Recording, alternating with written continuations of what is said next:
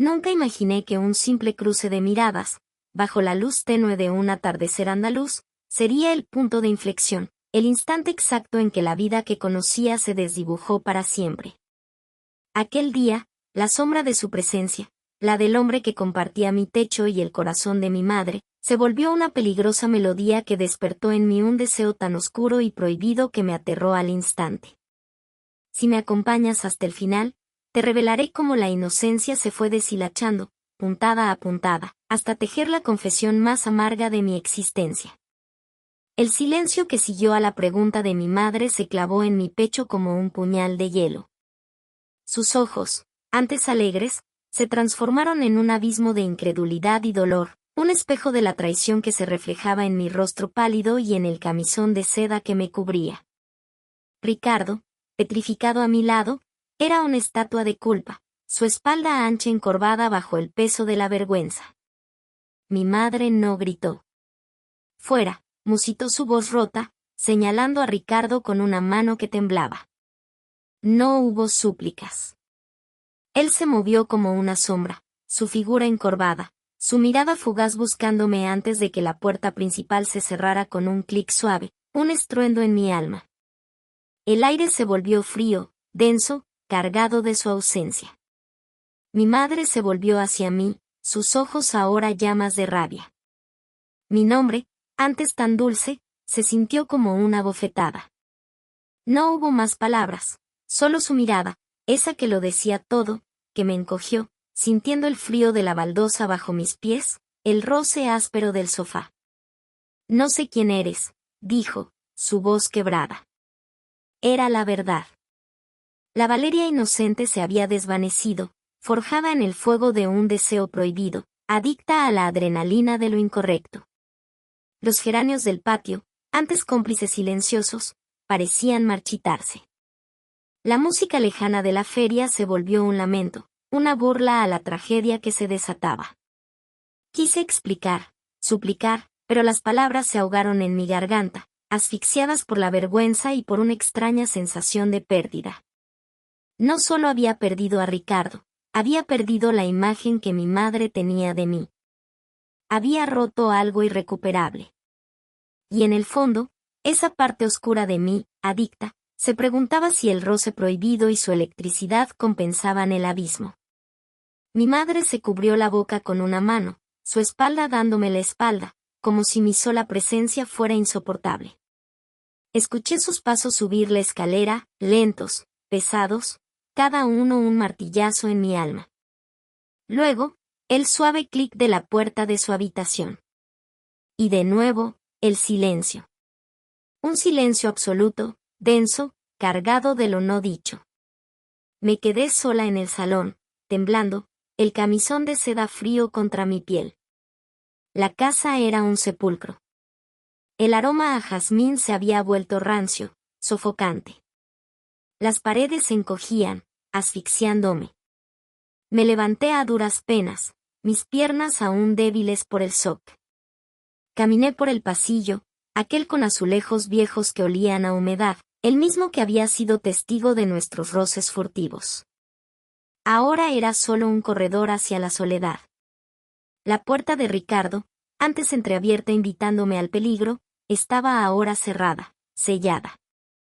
Su presencia, antes una tortura deliciosa, era ahora una ausencia que quemaba más que 1000 fuegos. Me asomé a la cocina, la luz tenue de la mañana asomándose. La encimera fría, la copa de vino, el eco de su voz, ¿crees que somos unos cobardes? Sí.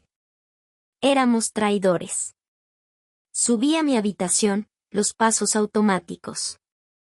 El cuarto que antes era refugio, ahora calabozo. Me quité el camisón de seda con manos temblorosas, como si la tela estuviera impregnada de culpa. Lo dejé caer, un montoncito de lencería blanca, testigo mudo de mi caída. Me metí en la cama, buscando consuelo, pero el tacto del algodón se sentía áspero, la almohada no ofrecía paz. La luna llena, antes cómplice, ahora brillaba con indiferencia cruel, iluminando mi miseria. Me abracé, buscando una calidez que no llegaba. ¿Qué iba a pasar? ¿Se marcharía mi madre? ¿Me echaría? La incertidumbre era un monstruo. Y en medio de ese caos, un pensamiento furtivo se abrió paso. ¿Cuándo volvería a verlo? ¿Cuándo volvería a sentir esa electricidad, ese peligro, esa tensión? La adicción no se había ido. No. Se había intensificado, más feroz, más desesperada. Había perdido todo, pero el deseo, ese monstruo anidado en mí, seguía hambriento. Y yo, Valeria, no sabía cómo calmarlo. No quería calmarlo. Mi cuerpo dolía, no por golpes, sino por la tensión acumulada, por la brusquedad con la que la realidad nos había aterrizado. La casa respiraba la ausencia de Ricardo como un pulmón herido. Y el silencio de mi madre era más estruendoso que cualquier grito. La mañana siguiente llegó con una luz cruda, revelando la desolación. Me levanté arrastrándome. El olor a churros, el aroma a café, todo lo que antes era hogar, ahora recordaba lo roto. Bajé a la cocina. Mi madre ya estaba allí. No me miró. Su espalda, antes familiar, ahora barrera infranqueable. Servía el café con precisión mecánica, sus movimientos rígidos. El tintineo de la cucharilla era el único sonido. Desayuna, dijo, su voz plana, sin emoción, como a una desconocida. Me senté en la mesa, en el mismo lugar. El vaso de zumo, el pan tostado, todo permanecía igual, pero el alma de la casa se había ido. Mis manos temblaban. No pude comer. El nudo en mi estómago era grande. La silla de Ricardo, vacía. Su ausencia, un fantasma. La casa, antes rebosante de vida, ahora un templo de soledad y culpa. Los días siguientes fueron una lenta agonía. Mi madre y yo convivíamos bajo el mismo techo, dos extrañas. Su mirada me evitaba.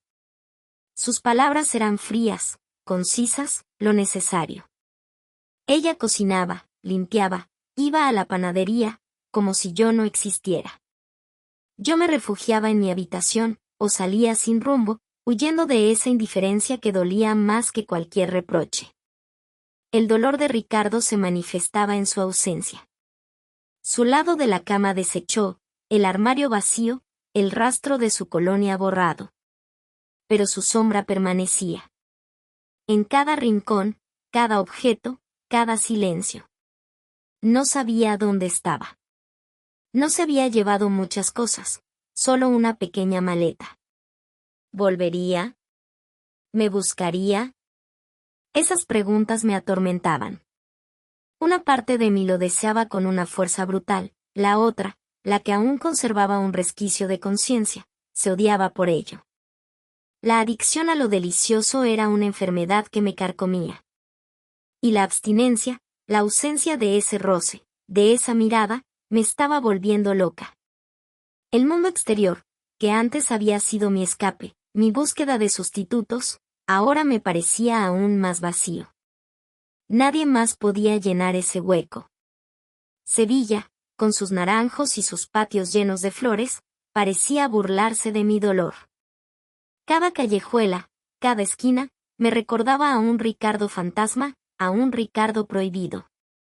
El eco de mi madre, su pregunta rota, se quedó suspendido en el aire, pesado, asfixiante. Ricardo y yo, estatuas de sal, incapaces de movernos, de respirar siquiera.